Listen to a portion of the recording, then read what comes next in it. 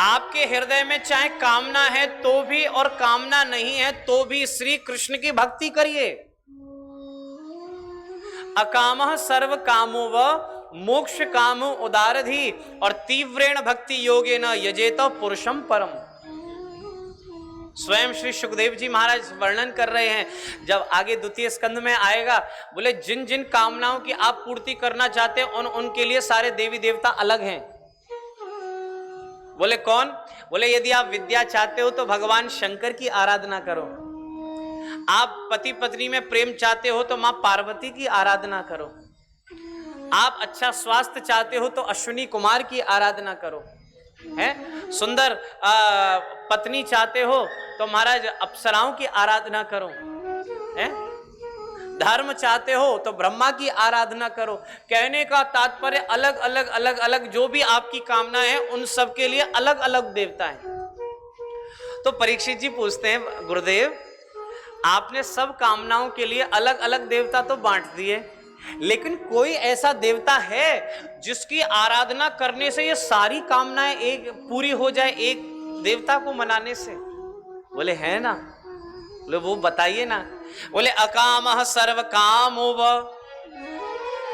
मोक्ष काम उदारधि तीव्रेण भक्ति योगेन यजेत पुरुषम परम। बोले केवल और एक केवल श्री कृष्ण भगवान श्री राम की भक्ति करने से आपकी सारी मनोकामनाएं पूर्ण हो जाएंगी। प्रेम से बोलो। आप चाहे अकाम हो चाहे सर्व काम हो, आप कैसे भी क्यों ना हो, आप महाराज सबका आश्रय छोड़ करके एक केवल श्री हरि के चरणों का आश्रय लीजिए।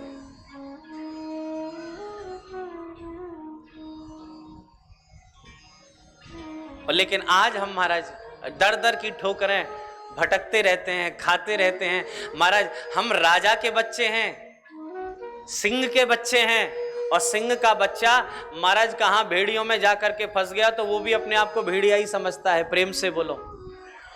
है आप राजा के बच्चे हो, और राजा का बच्चा कभी भिखारी नहीं होता। प्रेम से बोलो। राजा का बच्चा कभी भिखारी नहीं होता। पिता के पास जो है वो अपने पुत्र को देकर के जाएगा तो अपनी संपत्ति देकर ही जाएगा। भिखारी का महाराज जो बच्चा है उसको महाराज अगर कुछ मिलेगा तो महाराज भीख ही मिलेगी। और राजा का बच्चा अगर राजा अपने बालक को कुछ दे के जा रहा है तो धन संपत्ति ही दे करके जाएगा। ऐसे ही आप राजा के बच्चे हो, दर दर की ठोकरें मत खाइए। इसलिए कृष्ण भक्ति परम श्रेय, कृष्ण की भक्ति करिए, आपको सब मिलेगा। और यही सारे शास्त्रों का सार है। फिर आगे वर्णन करते हैं, प्रयोजनम सतो रक्षा कर्म सृष्ट्यादि लक्षणम। फिर पूछा, बोले भगवान के अवतार कितने हुए? बोले अवतारा असंख्येया। बोले आकाश में कितने तारे हैं, क्या कोई आज तक गिनती कर पाया है? कोई गणना कर पाएगा? नहीं कर पाएगा। बोले फिर भी एक बार के लिए 1% मान लीजिए कि गणना हो जाएगी, गिनती हो जाएगी। पृथ्वी में बालू के कितने कण हैं, क्या कोई गिन सकता है? नहीं गिन सकता। लेकिन मान लीजिए एक बार के लिए कि गणना हो जाएगी। लेकिन भगवान के कितने अवतार हुए ये आज तक ना तो कोई गिनती कर पाया है और ना ही कोई गिनती कर पाएगा। प्रत्येक भक्त के लिए भगवान अलग अलग स्वतंत्र अवतार धारण करके आते हैं। आपके घर में जो भी लड्डू गोपाल है, क्या वो अवतार नहीं है? बोलो। आपके घर में राम जी विराजमान है, जानकी जी विराजमान है, राधा कृष्ण विराजमान है, क्या वो अवतार नहीं है? वो हमारे लिए अर्चा अवतार है? प्रत्येक घर में जो भी श्री विग्रह विराजमान है उस भक्त के लिए वही ठाकुर जी का अवतार है, उसी की सेवा करो। तो बोले आज तक कोई भगवान के अवतारों को नहीं गिन पाया। लेकिन भागवत में महाराज मुख्यतः 24 अवतारों की कथा बताई गई है। सनक सनंदन सनातन सनत कुमार का अवतार, भगवान नारद बन करके आते हैं, कपिल अवतार लेकर के आते हैं, भगवान राम बन के आते हैं, कृष्ण बन के आते हैं, बलराम बन करके आते हैं, हयग्रीव बन करके आते हैं, सिंह नरसिंह बन करके आते हैं, आदि आदि महाराज ऐसे 24 अवतार धारण करके आते हैं। अब आप कहेंगे कि भगवान इतने अवतार लेने की आवश्यकता क्या है? तो देखो बंधुओं, भगवान को आवश्यकता नहीं है अवतार लेने की। बोले दुष्टों को समाप्त करने के लिए आते हैं, बोले ऐसा भी नहीं है, ऐसा भी नहीं है। अगर भगवान चाहे तो अपनी शेष शैया पर लेटे लेटे एक भ्रकुटी का संचालन करे, पूरी पृथ्वी डोलने लग जाए। प्रेम से बोलो, है?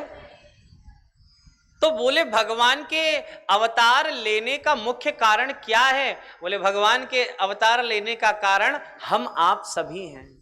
भगवान हमारे लिए अवतार लेकर के आते हैं,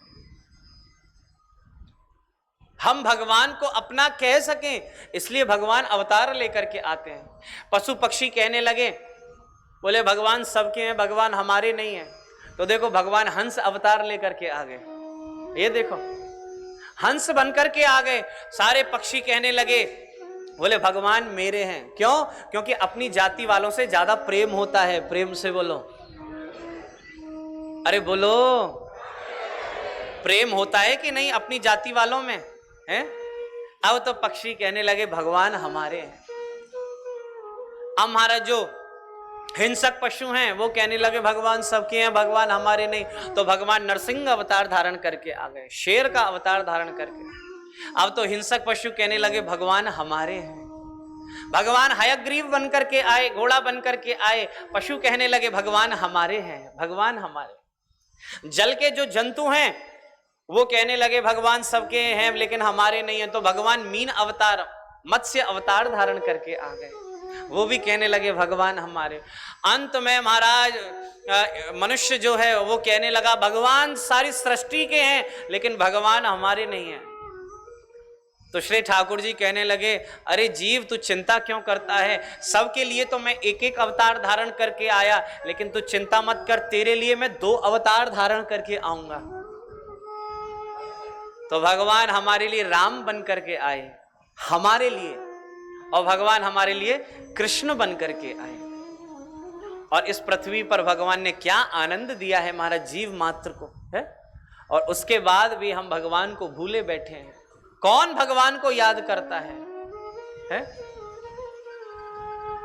इसलिए बंधुओं मैं आपसे कहता हूं 24 घंटे में कम से कम एक बार तो ये कह दिया करो, हे प्रभु आप मेरे हैं और मैं आपका हूं। इतना कह दिया करो। हर 5 मिनट में, हर 10 मिनट में, हर 1 घंटे में, अगर ना भी याद रहे तो कम से कम दिन में एक बार बोल दिया करो, हे गोपाल, हे राजा राम, मैं आपका हूं और आप मेरे हैं।